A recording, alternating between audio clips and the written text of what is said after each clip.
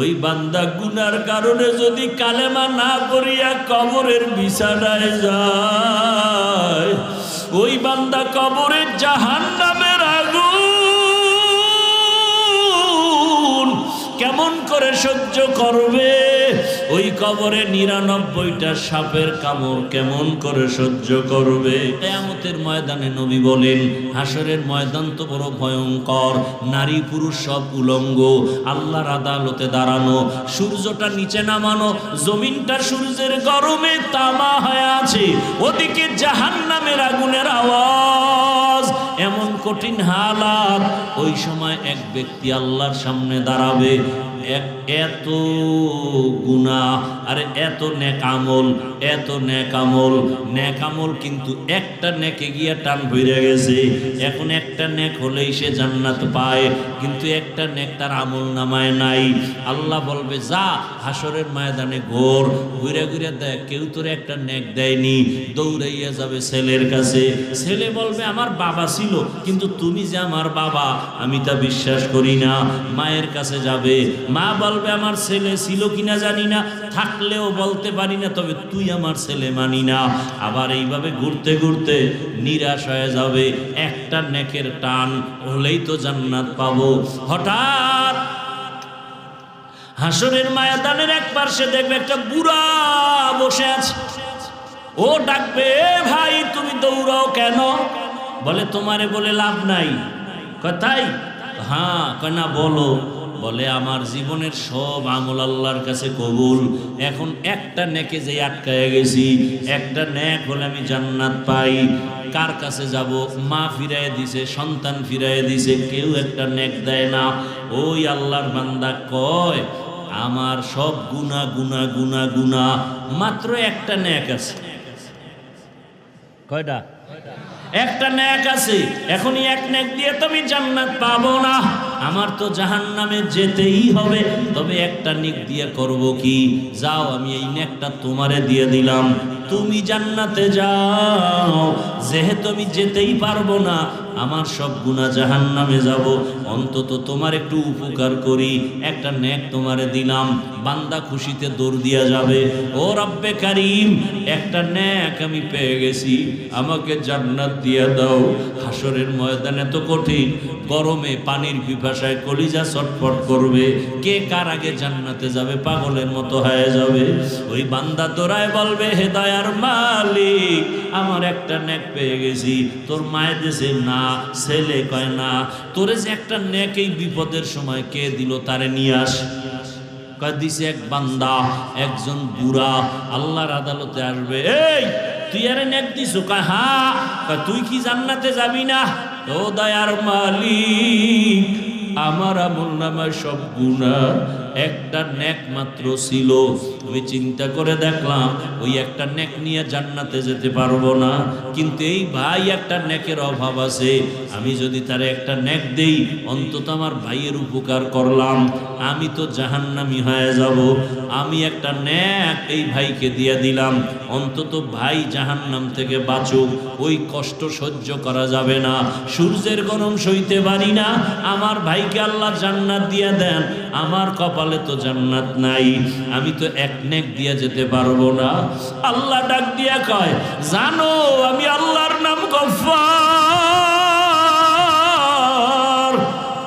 আমি আল্লাহর নাম রহমান, আমি আল্লাহর একটা নাম রহিম, আমি আল্লাহ পাক রব্বুল আলামিন।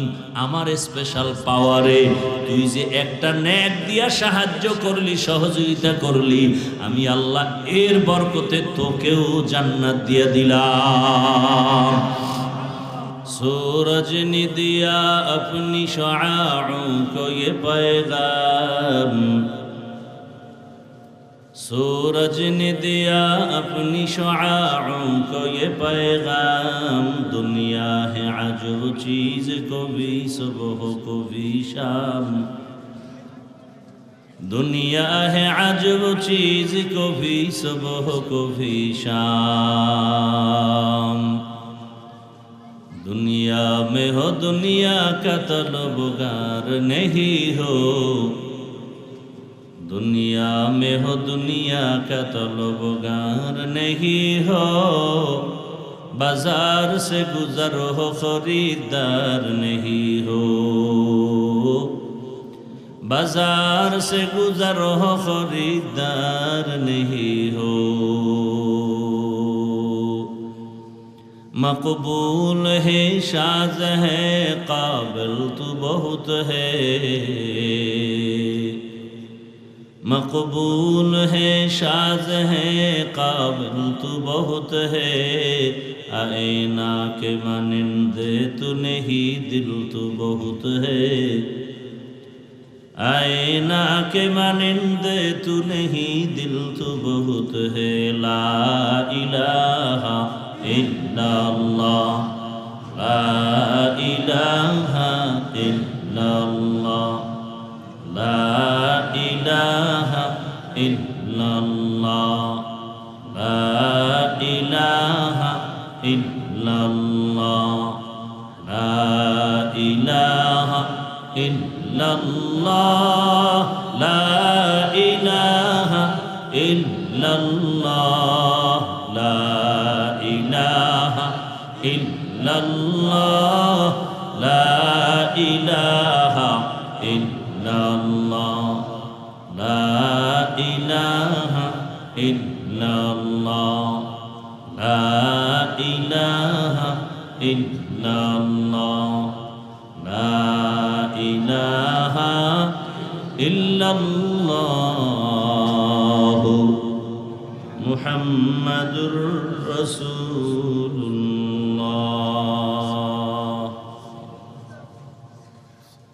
মুরাবাজাল ইসলামিয়া ফয়জুল উলুম মাদ্রাসা কর্তৃক আয়োজিত বার্ষিক ওয়াজ ও দোয়ার মাহফিল, 2 দিনব্যাপী মাহফিলের আজ সমাপনী দিন 9 অক্টোবর 2025। মহতি এ মাহফিলে উপস্থিত মোহতারাম সম্মানিত সভাপতি, প্রধান অতিথি, ওলামায়ে হযরত আইম্মায়ে মাসাজিদ, মাদ্রাসা কর্তৃপক্ষ, আল্লাহর দরবারে শুকর যে আল্লাহ আমাদেরকে সুস্থ রেখেছেন। জীবনের এক অমূল্য সম্পদের নাম সুস্থতা। টাকা পয়সা বাড়ি গাড়ি সব আছে, আপনি অসুস্থ, এই জীবনের কোনো মূল্য নাই। টাকা পয়সা বাড়ি গাড়ি তেমন নাই, কিন্তু আপনি সুস্থ, আপনার মতো সুখী কেউ নাই। আল্লাহ আমাদের সুস্থতাকে দায়েমান কবুল করেন। যাদের আয়োজনে আজকের এই মাহফিল সময় পরামর্শ অর্থ দিয়ে সার্বিকভাবে সহযোগিতা করেছেন, আপনারা আসছেন এটাও সহযোগিতা, আল্লাহ পাক তৌফিক দিছেন। আর একবার শুকর আদায় করেন আলহামদুলিল্লাহ। দরুদ ও সালাম সৈয়দুল মুরসালিন রহমাতুল্লিল আলামিন শফিউল মুজনিবিন খাতামুন নবিয়্যিন সৈয়দুস সাকালাইন ইমামুল মুরসালিন শফিয়ে আজম রসুল আকরাম রহমত আলম নবিয়ুল আরব আল আজম হাবিব কিবরিয়া আশরফুল আম্বিয়া সৈয়দুল আম্বিয়া হজরত মুহাম্মদুর রসুল্লাহ। আল্লাহ মাহফিল কবুল করেন, আয়োজনকারীদের কবুল করেন, দান সৎকারীদের কবুল করেন, এলাকাবাসীকে আল্লাহ কবুল করেন। অসুস্থ যারা সুস্থতার নিয়ামত দান করেন, কবরস্থ যারা জান্নাত দান করেন। আল্লাহ মাহফিলকে পুরা অঞ্চলের জন্য হেদায়াতের জরিয়া হিসাবে কবুল করেন। ওলামায়ে কেরাম গতকাল আলোচনা করেছেন এবং আজও অনেক ওলামায়ে কেরাম আলোচনা করেছেন। ওলামায়ে কেরামের আলোচনা আমাদের সবাইকে সহি তরিকায় আমল করার তৌফিক দান করেন। আপনার জীবনের সব থেকে বর্তমান দুনিয়াতে সর্বোচ্চ সম্মানের বস্তু ওলামায়ে কেরাম। কারণ নবীকে দেখেন নাই, আর দেখা যাবেও। যাও ঘুমের মধ্যে মাঝে মাঝে দেখবেন, কিন্তু যেই চেহারা, এই চেহারাওয়ালার সাথে রসুল আসবেন না।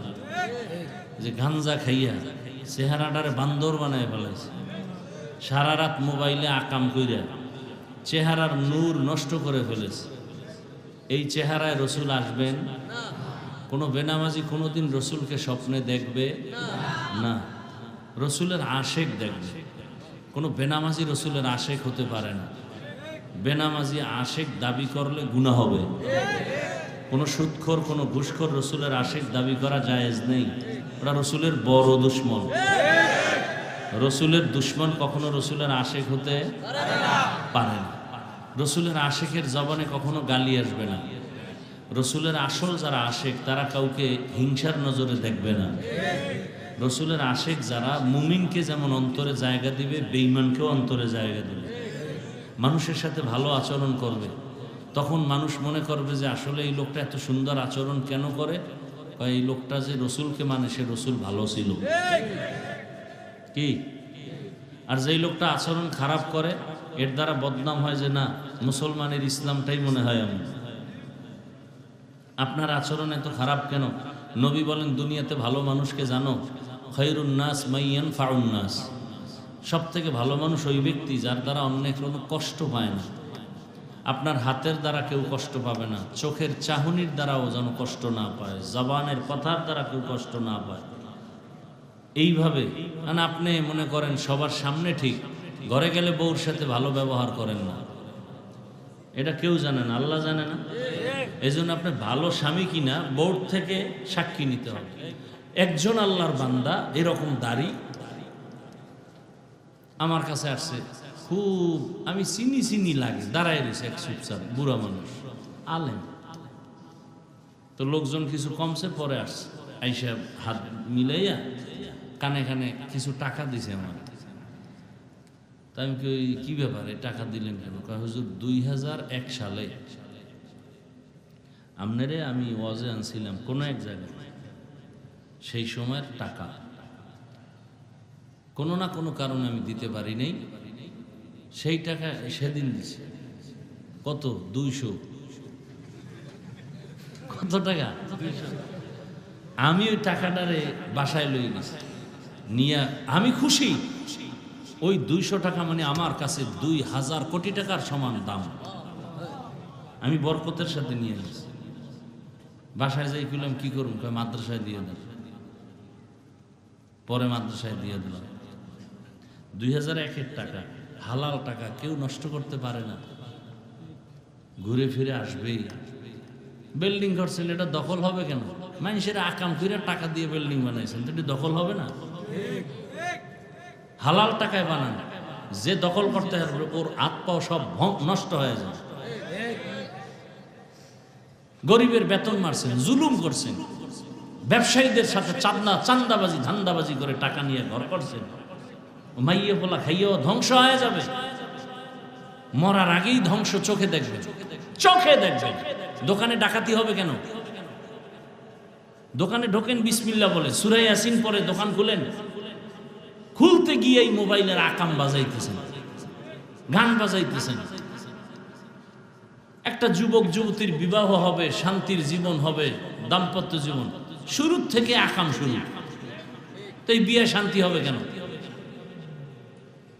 গান বাজনা, গায়ে হলুদ, নাচানাচি, যত আকাম আছে দুনিয়ায়, হিন্দুরা পর্যন্ত ফেল এই মুসলমানের কিছু এই অন্যায়ের সামনে।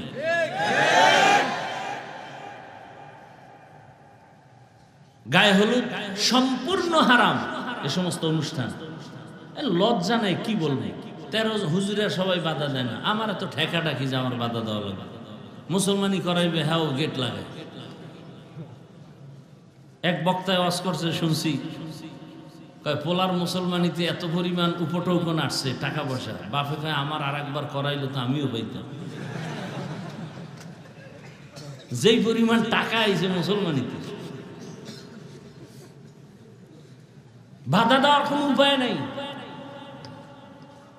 যে দিবে হুজুর লাগবে না, এই ইমামতি ইহার পিছে নামাজি পড়বে না। তো কোন ইমাম পাইবেন আপনাদের সবার পক্ষে?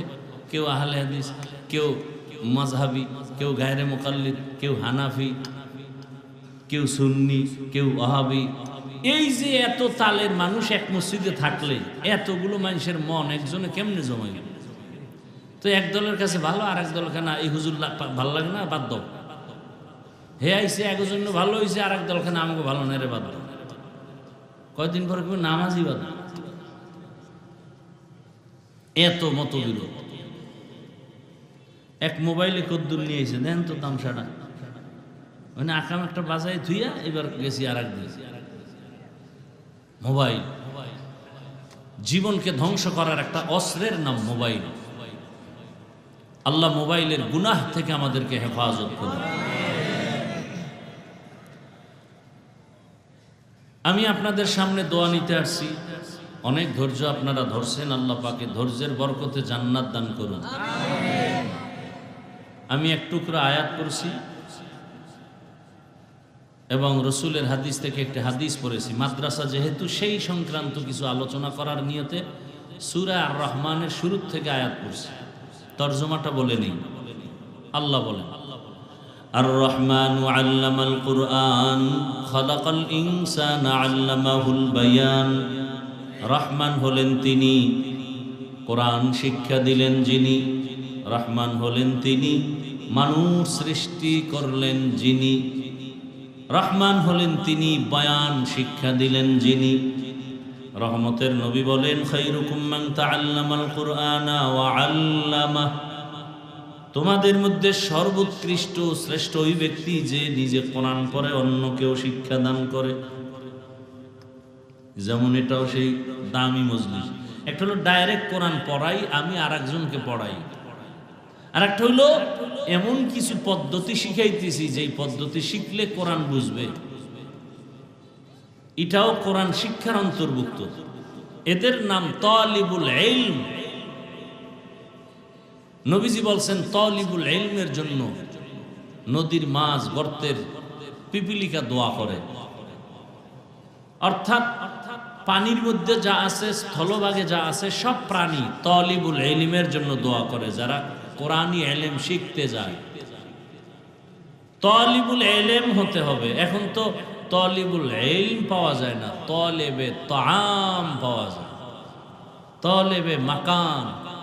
পড়তে যায়, আগে দেখে ঘর বাড়ি ঠিক আছে নি, খাট দিবেনি, তোষক দিবেনি, শীতের সময় বিদেশি কম্বল দিবেনি।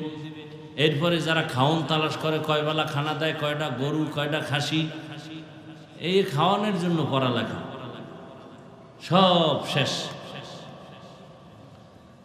বড় কঠিন হালাত। আর কিছু মাদ্রাসা এখন তৈরি হয়েছে খালি খাওয়ানোর উপরেই রায়। ঘুমে তোটলে খাওন, খাইয়া ঘুমা, উঠতে আবার খাবি, খাইতে খাইতে ফার্ম হয়ে যাবে। এমন ওটা বানাইছে খাওয়াইয়া যে এলেম ঢোকার ছিদ্রগুলো সব বন্ধ।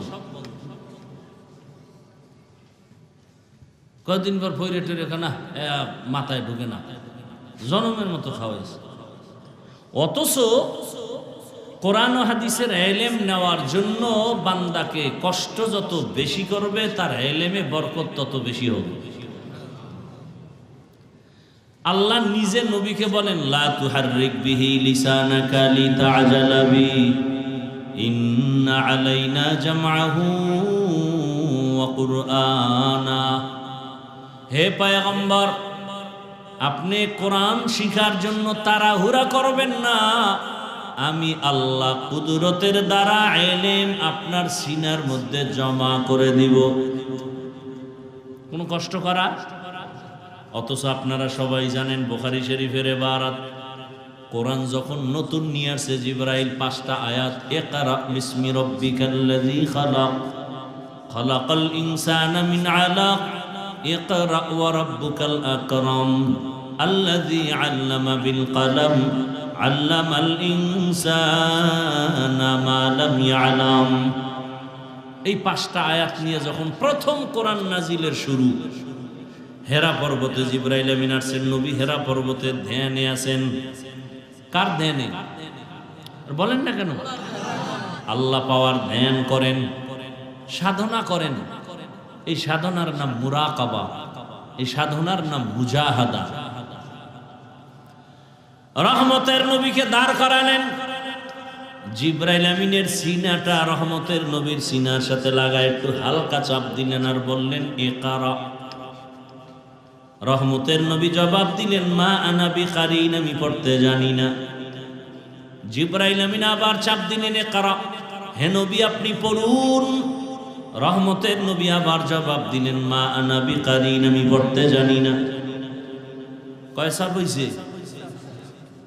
এবারে এমন তৃতীয় চাপটা দিছে খুব জোরে। এবার নবী পড়তে জানি নাও বলে না, পড়তে জানি তাও বলে না, নবীর উঠছে জ্বর। বুখারীতে রাসূল বলেন যে এই পরিমাণ আমি অসুস্থ মুহূর্তে মনে হয় মরণের কষ্ট শুরু হয়ে গেছে। যেই আল্লাহ কোরআনে বললেন নবী আপনি কষ্ট করবেন না, আমি ইলমের নূর আপনার সিনার মধ্যে জমা করে দেব, সেই নবীর 3টা চাপ দিয়া এত অসুস্থ বানায় দিলেন কেন? নবী গুহা থেকে বের হইয়া জিব্রাইল চলে গেছেন, দৌড়ায় নবী গেলেন খাদিজাতুল কুবরার ঘরে, ডাক দিয়া বলে জাম্মিলুনি জাম্মিলুনি, আমারে কম্বল দিয়ে আবৃত করে নাও। আম্মাজান খাদিজাতুল কুবরা নবীর আটকায় ধরলেন, আঞ্জা করে ধরলেন, নবী কম্বল সহ কাঁপতেছেন আর চোখের পানি ছেড়ে কান্না করতেছেন। আম্মাজান খাদিজা বুঝতে পেরেছেন, নবী থেকে শুনলেন কেমন কেন বলে এই হালাত গুহার ভেতরে, নবী কাঁদবেন কেন? নবীর অন্তরে বড় কষ্ট, আমার উপর এখন নবুয়তের সনদ এসে গেছে, এখন দাওয়াত আমি দিব, কিন্তু আমার দাওয়াত আমার ঘরওয়ালি যদি কবুল না করে, বাইরে দাওয়াত দিয়ে আমার সার্থকতা কি হবে? আম্মা জান বুঝতে পারিয়া বলে নবী কাঁদবেন না, আপনার হাতের প্রথম কালেমাওয়ালা আমি খাদিজা হয়ে গেলাম। কিয়ামতের ময়দানে আল্লাহ যদি কোটি কোটি কোটি মানুষের সামনে জিজ্ঞাসা করেন, আমার প্যারা নবীর হাতে প্রথম কালেমাওয়ালা একজন দাঁড়াও, জমিনের কোন পুরুষ দাঁড়াবার সাহস হবে না। রহমতের নবীর হাতে প্রথম কালেমা পড়নেওয়ালা একজন নারী দাঁড়াবেন, খাদিজা। পুরুষ দাঁড়াবে না, নারী। তাহলে নারীর মর্যাদা কম হবে না বেশি? নারীর মর্যাদা দুনিয়ার কেউ দেয় নাই। দুনিয়ার সব ধর্ম নারীর উপরে করেছে জুলুম, একমাত্র ইসলাম দিয়েছে নারীর মর্যাদা, আর কেউ দেয় নাই। আমার দেশের মা বোনেরা না বুঝি অনেকে রাস্তায় অধিকারের নামে স্লোগান দেয়, আবার কিছু লম্পটেরা চরিত্রহীনেরা এদেরকে প্রমোট করে সাপোর্ট দেয়, আছে না নাই?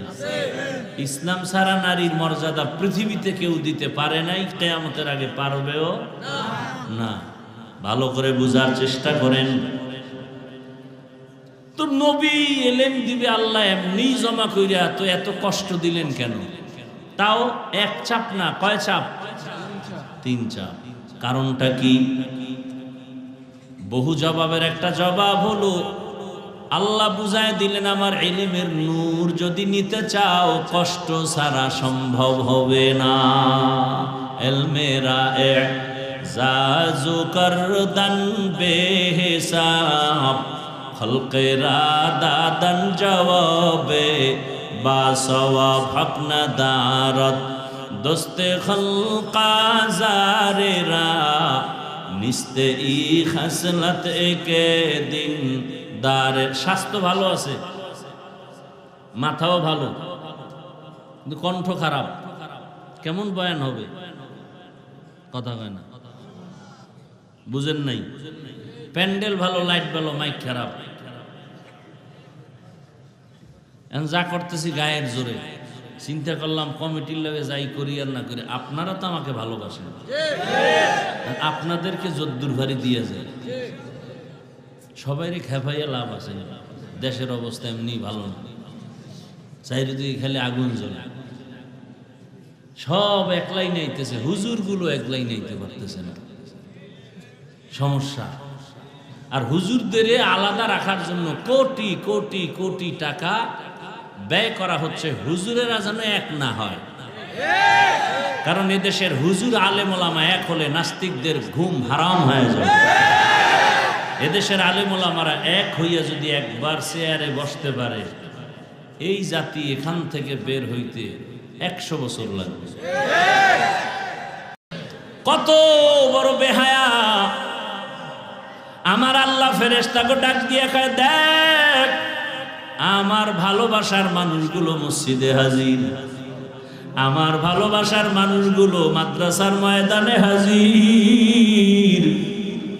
আমার আল্লাহ কয়, দেখ ফেরেশতারা এরা আমার ভালোবাসায় পড়িয়া বাইতুল্লাহ হাজির।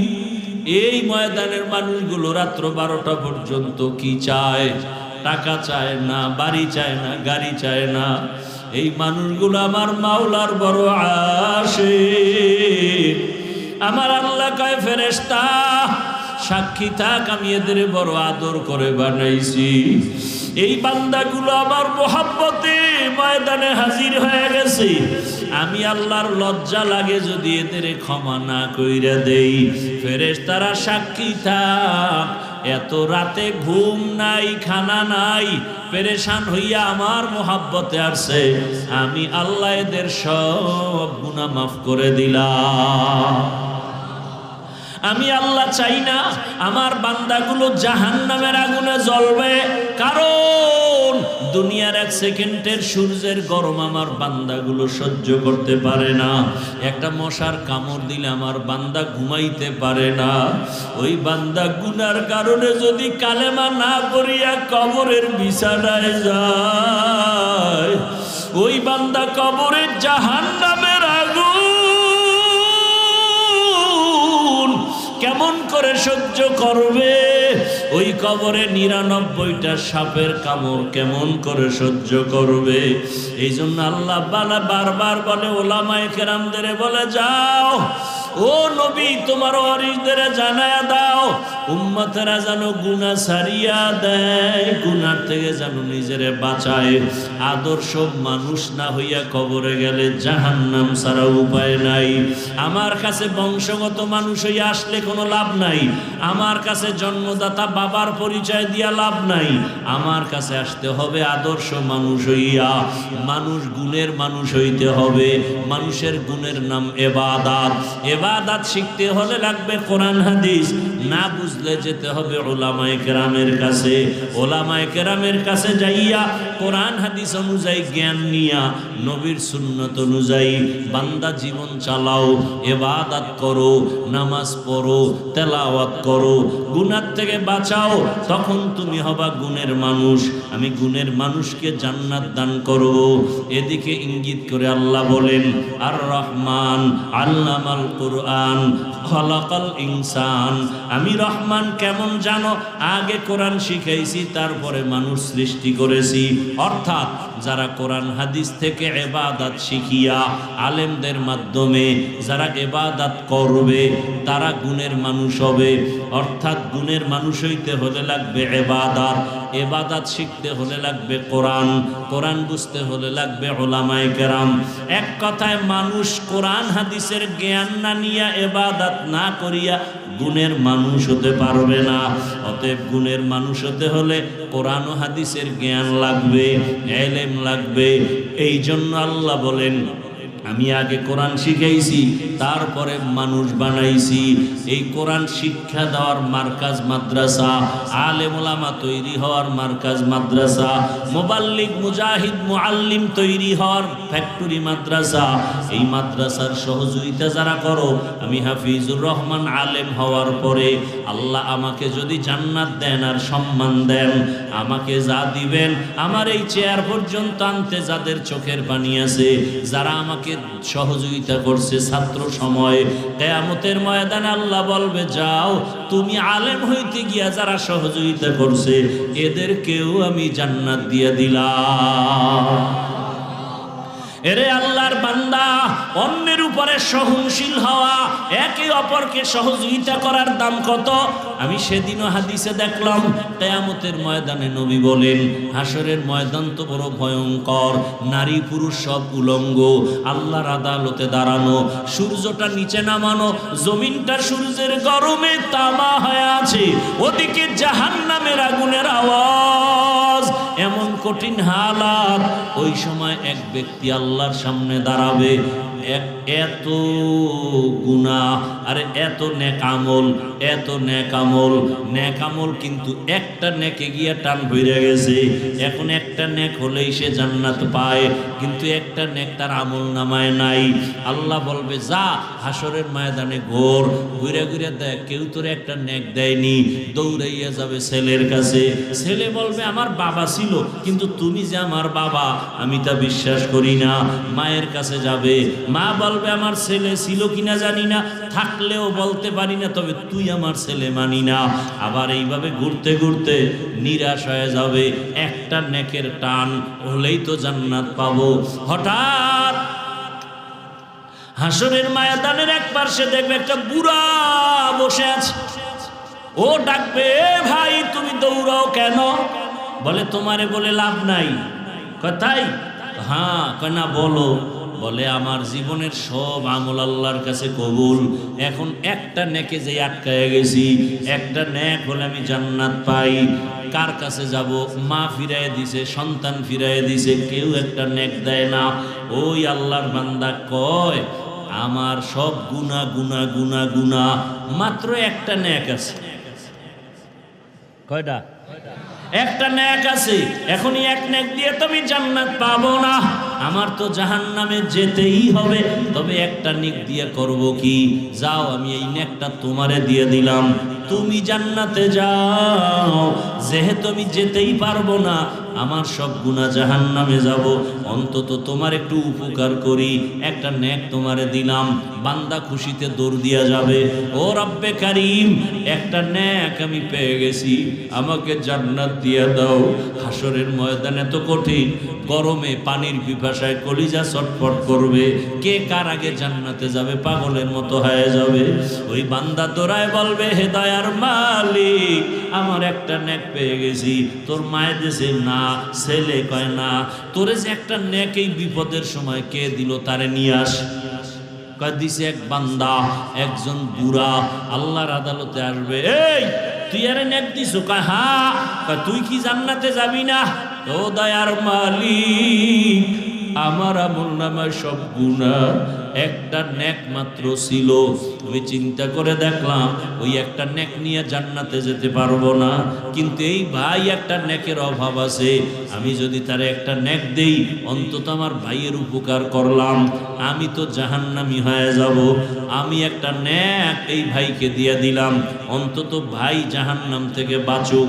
ওই কষ্ট সহ্য করা যাবে না, সূর্যের গরম সইতে পারি না, আমার ভাইকে আল্লাহ জান্নাত দিয়ে দেন, আমার কপালে তো জান্নাত নাই, আমি তো এক নেক দিয়ে যেতে পারবো না। আল্লাহ ডাক দিয়া কয়, জানো আমি আল্লাহর নাম গফফার, আমি আল্লাহর নাম রহমান, আমি আল্লাহর একটা নাম রহিম, আমি আল্লাহ পাক রব্বুল আলামিন। আমার স্পেশাল পাওয়ারে তুই যে একটা নেক দিয়া সাহায্য করলি, সহযোগিতা করলি, আমি আল্লাহ এর বরকতে তোকেও জান্নাত দিয়ে দিলাম। ও আমার যুবক বাবারা, বৃদ্ধ বাবাজিরা, পর্দার আড়ালের মা বোনেরা, ভালো করে শুনে নাও, আদর্শ মানুষ হইয়া কবরে যাও। গুণের মানুষ হতে ইবাদত লাগবে, ইবাদত বুঝতে হলে কোরআন হাদিস লাগবে, কোরআন হাদিস জানতে বুঝতে হলে উলামায়ে কেরাম লাগবে। শেষ কথা, উলামায়ে কেরামের সাথে সম্পর্ক করিয়া আদর্শ ইবাদতের মাধ্যমে গুণের মানুষ হইয়া কবরে যাও। ডাক্তার হও তবে গুণের মানুষ হইয়া ডাক্তার হও, ইঞ্জিনিয়ার হও গুণের মানুষ হইয়া ইঞ্জিনিয়ার হও। উলামায়ে কেরামের পরামর্শ নিয়া, শিক্ষকের দোয়া নিয়া, মা বাবার দোয়া নিয়া, ইবাদতের মাধ্যমে আল্লাহকে রাজি করে গুণের মানুষ হও। তোমার মতো কত জেনারেল লাইনের বান্দারা, কত বান্দিরা এখনো স্কুল কলেজে পড়ে, চাকরি করে, ব্যবসা করে, নামাজি অভাব নাই। তুমি কেন পারবা না রে বাবা? রাস্তায় গাড়ি চালায় কত যুবক নামাজ ছাড়ে না, নদীর মধ্যে মাছ ধরে নামাজ ছাড়ে না, কৃষি কাজ করে মাঠে নামাজ বাদ দেয় না। বলো তুমি কেন পারো না রে বাবা? পর্দার আড়ালের মা বোনেরা, আপনার মতো কত মা বোন আছে এখনো পর্দা করে, বেপর্দায় চলে না, নামাজ ছাড়ে না, স্বামীর মাল নষ্ট করে না, মোবাইলে সময় ব্যয় করে না। আপনারা কেন পারবেন না? ওরে আম্মা জানেরা, আপনারা নামাজি হয়ে যান, স্বামীর মাল হেফাজত করেন, আদর্শ সন্তানের মা হন, সন্তানটাকে ডাক্তার বানাবেন, মা বাবা দোয়া দিয়ে আদর্শ মানুষ বানায় যান, গুণের ইঞ্জিনিয়ার বানায় যান। গুণের মানুষ হয়ে যদি ডাক্তার হয়, ডাক্তারিও করবে, নামাজও পড়বে, কোরআন তেলাওয়াতও করবে, মা বাবার জন্য দোয়া করবে, আপনার জীবনও ধন্য, সন্তানের জীবনও ধন্য। এখনো সময় আছে, তওবা করেন, আর নামাজ ছাড়বেন না, বেপরদায় চলবেন না, স্বামীর মাল নষ্ট করবেন না, মোবাইলে সময় ব্যয় করবেন না। ও আমার যুবক বাবারা, হেদায়েতের মালিক আল্লাহ, জীবনে আর নামাজ ছাড়িও না। জীবনে তো কম গুনাহ করো নাই, মনে